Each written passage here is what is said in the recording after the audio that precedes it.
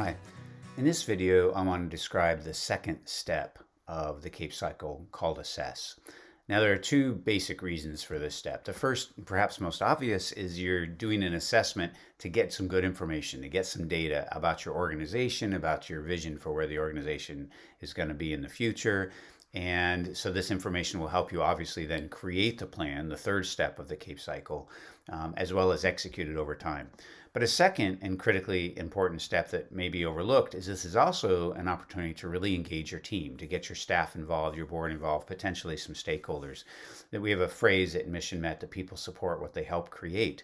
And this is a place for them to develop the support because they've helped create it by providing their input into what's going well with the organization, what's not, the different ideas that they may have about the organization.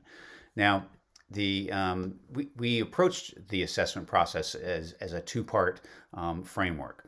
And the first part is around assessing where your organization is today. What are our financials like? What do our programs look like? What's our staffing? Where's our board? So what's working, what's not today?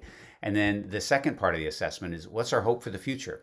We typically think of a 3-year time frame, like what do we hope our organization looks like in 3 years? It's far enough out to where it has a visionary quality, but it's not 5, 10, 15 years out that just becomes so massive. You can create a longer term time frame as you want, but we typically find that 3-year horizon is a nice realistic and still visionary time frame for you to conduct your assessment. So what do you hope the organization looks like at that point in time? And then you create a strategic plan that bridges that gap. The plan helps to take you from where you are today to where you'll be in the future.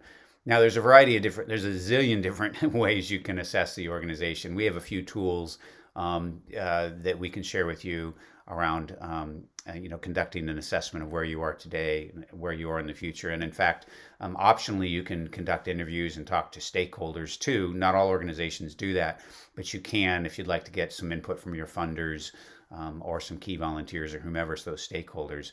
And those types of inputs, all three of those will help you create a good assessment that will help you then bridge the gap between where you are today and where you are going forward as you document your plan to help you transform the organization in a way that will take you towards your vision.